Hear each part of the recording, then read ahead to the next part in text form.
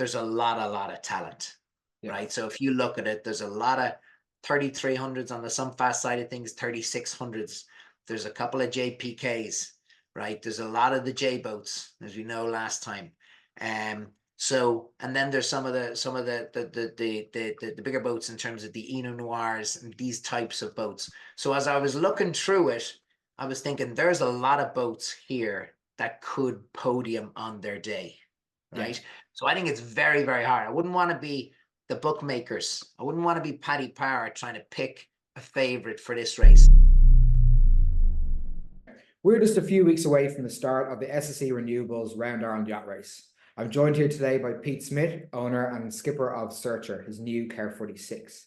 Many of you will know the boat previously as Tornado Breskins, the well-campaigned boat by the late and great Pete Vroon. This boat previously won the race in 2010, runner-up in 2012.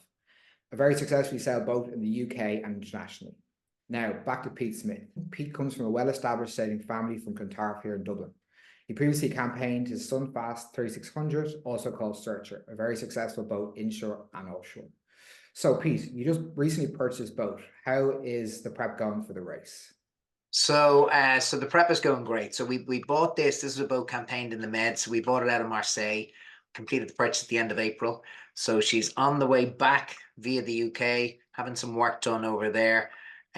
So it's been a busy month in the lead up to we go and pick it up next weekend. So literally the weekend before, we will sail back 2 days with 11 of the 12 crew. So yeah, it's been a busy period, but we've got a great crew and everybody has kind of stepped up to the mark in terms of taking responsibility for different aspects of the program and the campaign, which is great because we've got a lovely complementary skill set in the team. So it's getting people involved, even though a number of the members of the team haven't yet even seen the boat in the flesh. So it's going to be quite a steep learning curve in a short lead up to the race then, over the week before the race. Yeah, so listen, this is a boat that as having sailed on this in the past, better than us. I would say for us, we've got a great crew that has good offshore miles and has good big boat experience. But as you know, any kind of new boat, there's a lot of nuances to it. So we're hoping that 2 day sail back next weekend will kind of get us used to the boat and knock off some of the cobwebs. We've been doing a lot of linking in with people in the past who sailed on this boat to kind of steal any intel that's out there on the boat in terms of what she likes and what she doesn't like. So it will be a steep learning curve. But I think, when I set the name Searcher for the boat, when I had Searcher 1, I bought it back in 2020. The searching was about exploring. So it was about looking for new challenges, looking for new adventures with people. And that's what we did with Searcher 1, and we plan to continue to do it here. So yeah, it will be a big learning curve, but that's kind of part of the fun of it as well.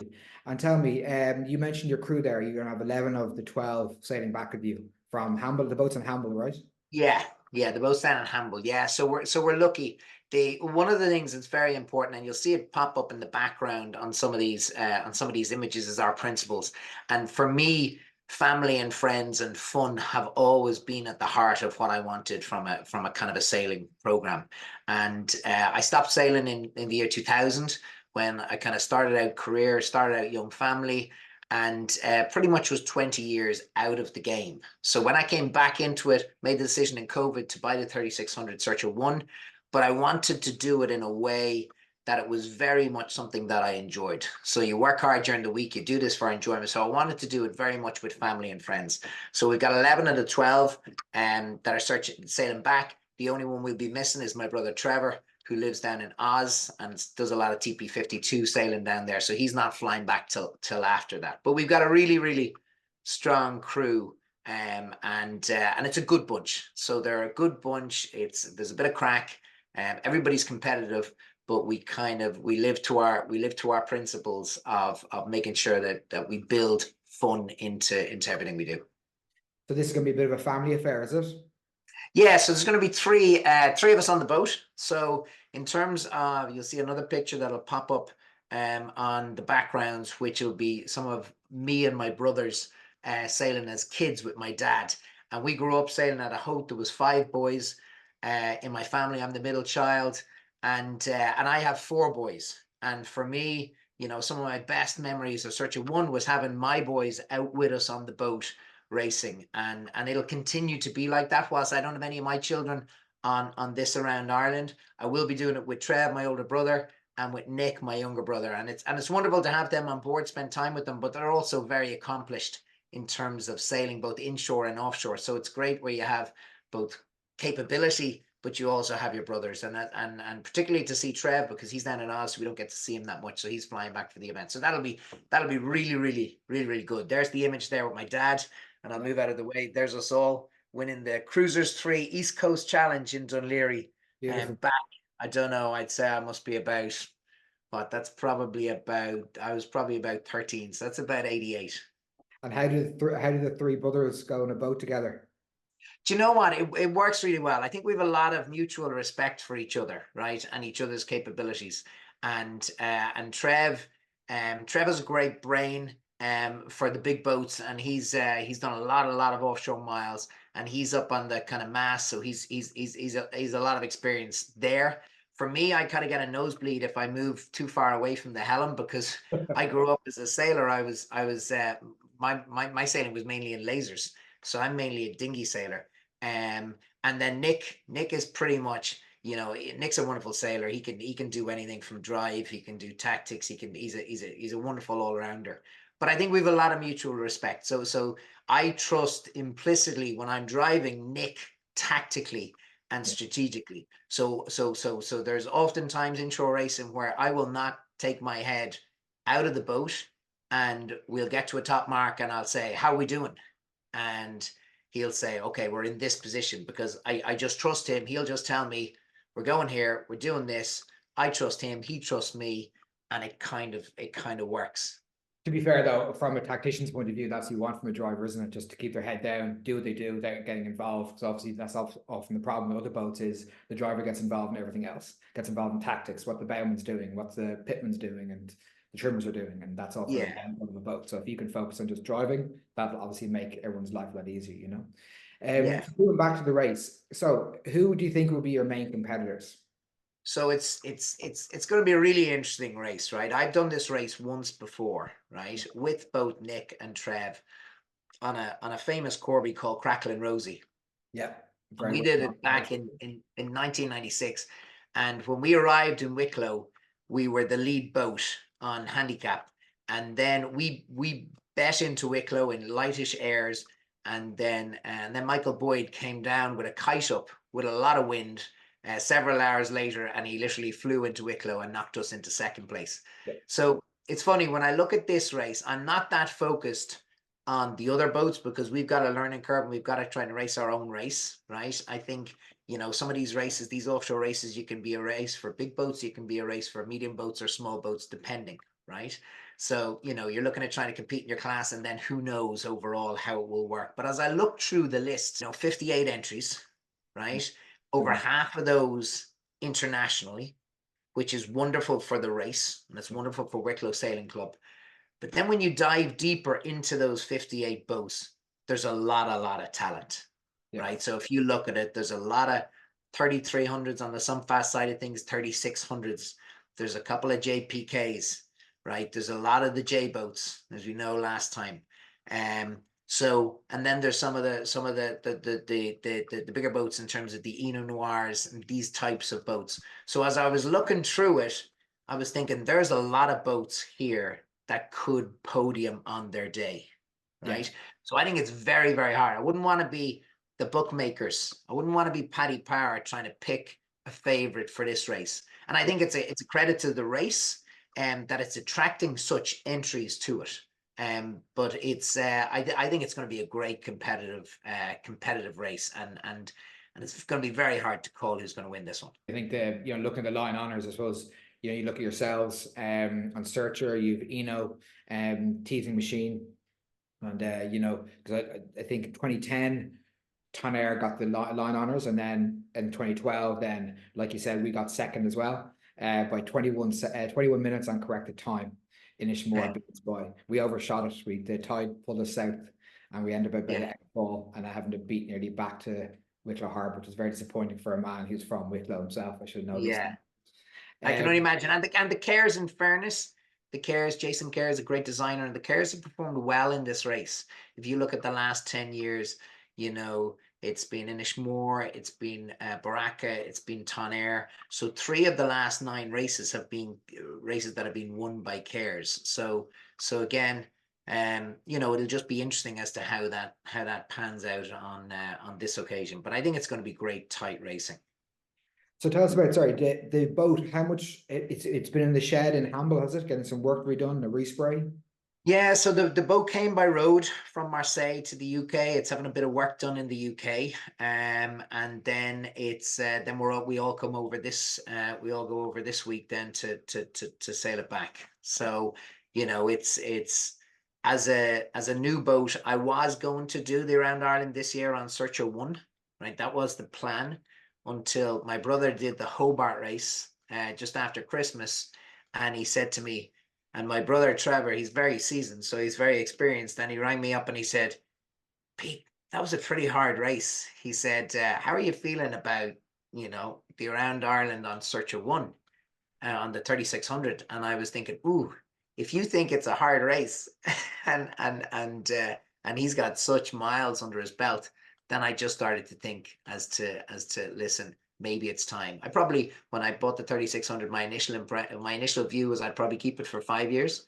At the time I bought it, it's funny, the broker said to me, he said, you know, these boats, you tend to get used to them year 1, then you start to get them up to speed year 2, you're flying in year 3, and then you probably decide to change it. And I was thinking, who does that? Who decides to change a boat when they just kind of get it up to speed?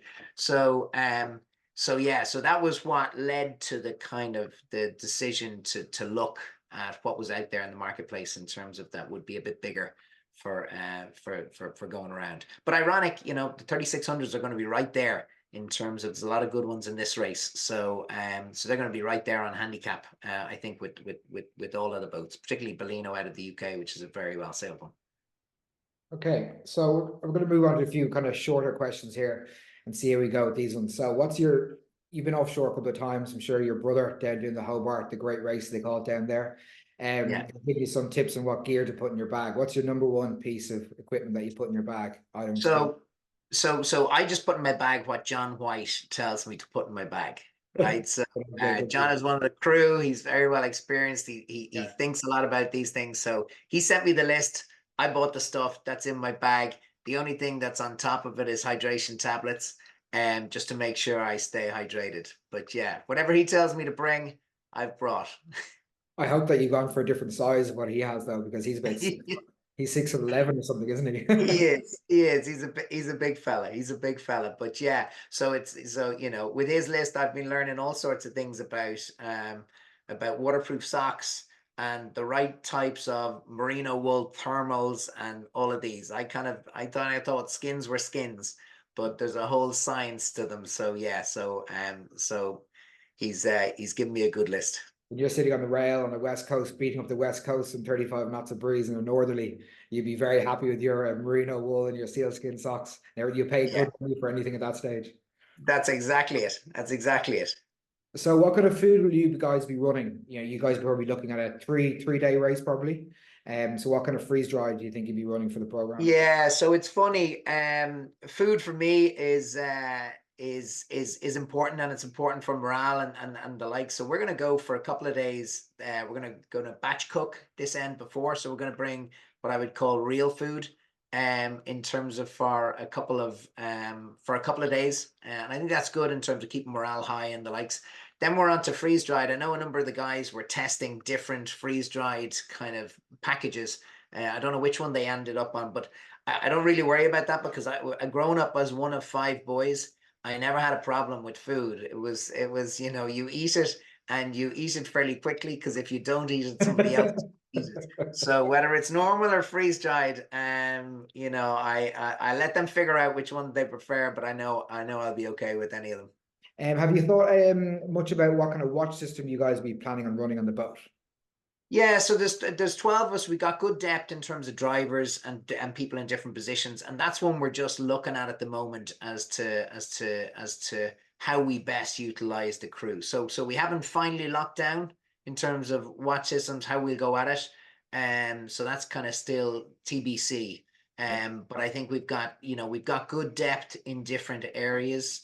We got three really good drivers in myself and Nick and a guy called Yacht, and then we've got a number of very good drivers even behind that, in terms of if there's any problems. So we got kind of really good depth, kind of, back of the boat, middle of the boat, front of the boat. So it's just for us to figure out conditions wise what we'll run. There's a couple of different ideas floating around at the moment. We haven't locked down a final one yet. Yeah, it's quite an interesting aspect on boats is when it's often an interesting thing is when you start the watch system. Do you wait till nightfall on night one? Do you start at 6 o'clock? Do you start at 3 o'clock? Because Yeah, people can get tired quite fast because they're fully ramped up.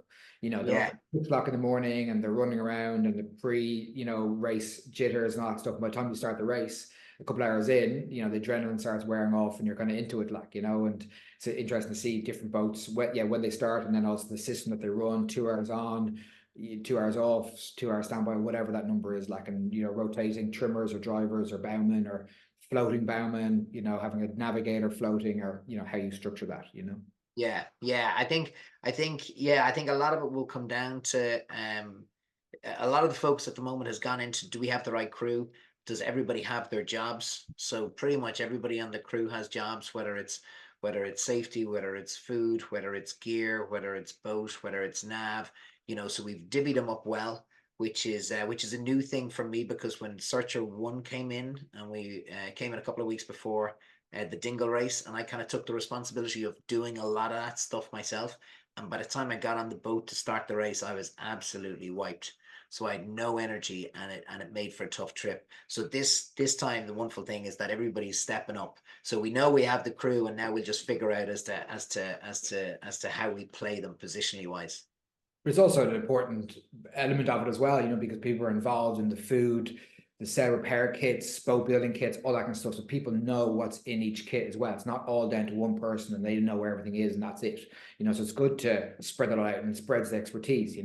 Yeah, and it also gets buy-in, like I don't want people that just, whilst I'm quite time poor, right? In terms of not having lots of time to do lots of stuff on the boat. If everybody does a bit, Yeah.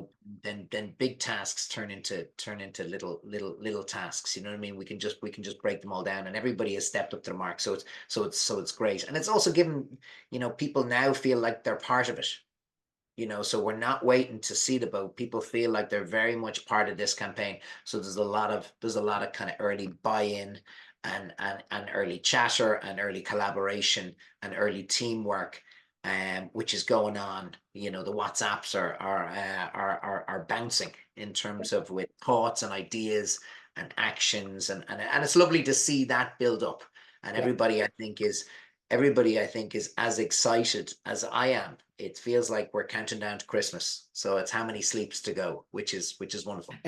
So tell me, where do you think the SSE Renewables Round Ireland Yacht Race ranks globally with the other big offshores, Fastnets, Hobarts, 600s? Oh, listen. I think it's right up there. I think it's right up there. So when you look at it relative to a Fastnet, a Sydney Hobart, Middle Sea Race, Caribbean 600, Newport Bermuda, any of those kind of, famous, iconic kind of 600 milers, I think it's right up there. I think it's right up there. And I think when you look at the depth of the talent that it has attracted this year, it's indicative. I mean, over half of the entries outside of Ireland.